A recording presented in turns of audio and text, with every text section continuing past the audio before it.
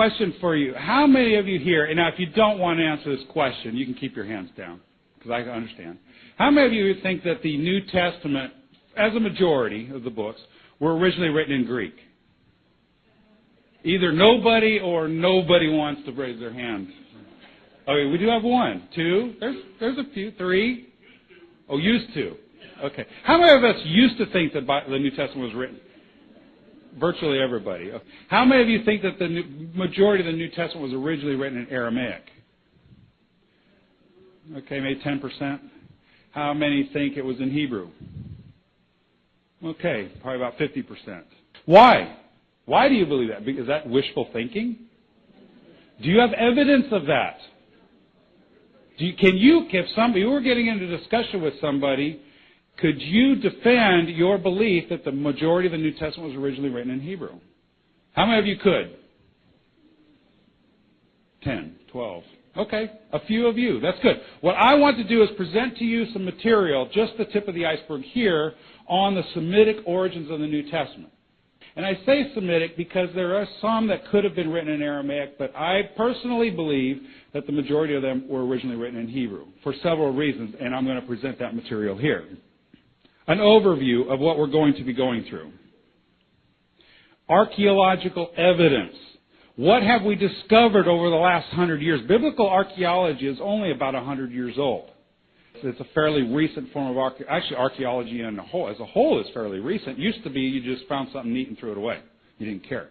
We've now recognized that we need to preserve these things. Biblical archaeology is about 100 years old, and there's a lot of people that are going to the land of Israel and finding a lot of things. We looked at some examples yesterday or the day before. We'll take a look at historical evidence. What does history itself tell us about the writings of the New Testament? Manuscript evidence. Textual evidences. What is the textual evidence of the Bible itself? The New Testament itself, does it contain any information that will help us to answer that question?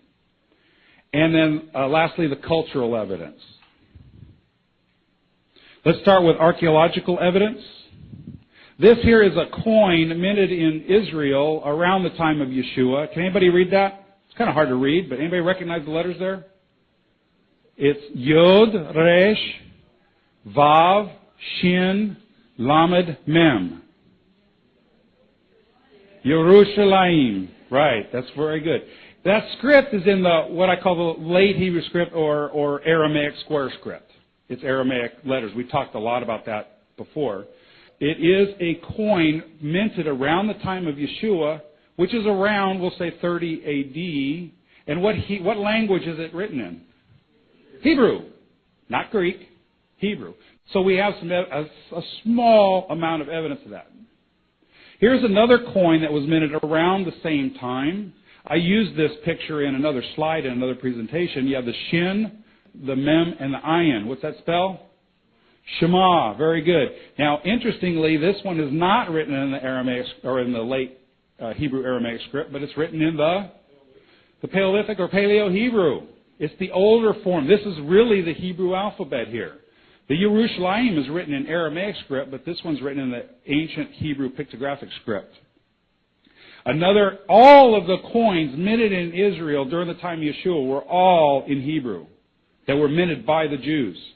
This is a picture, just a simple picture of one of the Dead Sea Scroll fragments. 90% of the fragments and scrolls found in the Dead Sea Caves are written in Hebrew. Not just the biblical scrolls, not the copies of Genesis and Exodus, etc., but daily scrolls on daily tasks, how to do certain things, cooking instructions, all these things. They're in Hebrew. Now, if you're an American and you're here in America and you're going to write out some details of how you do your day, what are you going to write it in Greek? No, you're going to write it in English, your mother tongue.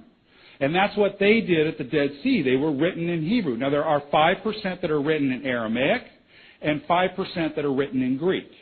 So there is a small percentage of those too, but the vast majority are in Hebrew. This is a letter written by Simon Bar Kokhba. He was the general of the Jewish army during the revolt of 135 A.D. We're talking 100 years after Yeshua. And this is some instructions to his lieutenants during the war. A couple of things interesting here. First of all, we found out through this that his name is not Simon Bar Kokhba. It's Shimon ben Kosva. That's actually what his real name was. And it's in Hebrew, ben Kosva. There's a word right here, tashmayim. What's a colloquialism? You familiar with the term colloquialism? He isn't here. We do not say he is not here. We say he isn't here. That's a colloquialism. Taking words and kind of cramming them together to make them smaller because we want to get our words out really, really fast. All languages have colloquialism. However, a colloquialism can only occur in a living language. The reason I bring this up is this is Hebrew. This is Hebrew. Some people could propose that, yes, he was writing in Hebrew as code because nobody knew Hebrew anymore, so he was writing in code to his lieutenants. Well, no, that's not true because he uses a colloquialism here. You can't do that in a language that's not spoken. The colloquialism is tashmayim, which is if you wanted to say, like for example in Genesis 1:1, Bereshit bara Elohim et hashemayim. The et identifies the direct object of verb. The direct object is hashemayim, the sky or the heavens. So you would say et ha-shemayim. But a colloquialism that we found here is that they took the aleph and dropped it from the word et. They took the ha from ha-shemayim and dropped it, crammed the t over to shemayim, and you got shmayim. It's a colloquialism, just like our words isn't or aren't. That proves that this was his language. It's not Aramaic. It's not Greek. It's Hebrew. Historical evidence. This is just a rendition of Josephus. Okay, Josephus, he's an interesting character. He is a Jew. This is during the revolt, or the first revolt, or 70 A.D., when the temple was destroyed. He was a Jew, and the story as I hear it, and I'm not saying that this is 100% correct, but this is the way that I hear it, is that he saw that they were losing. So what do you do if your side's losing? You jump to the other side. So he slipped out in the middle of the night and went over to the Romans and said, hey guys, I'm a Jew, but I can help you out a lot. Anyway, so that's how he survived all of this.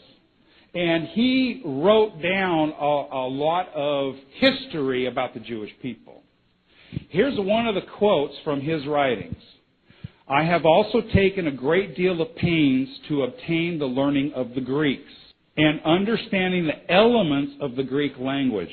Although I have so long accustomed myself to speak our own language that I cannot pronounce Greek with sufficient exactness. For our nation does not encourage those that learn the languages of many nations. What Josephus is saying here is that the Jews do not learn other languages. The book of Maccabees is another historical evidence to show the Jewish or Judaism's view of the Greek people. Basically, in a nutshell, the story of the Maccabees is the Greeks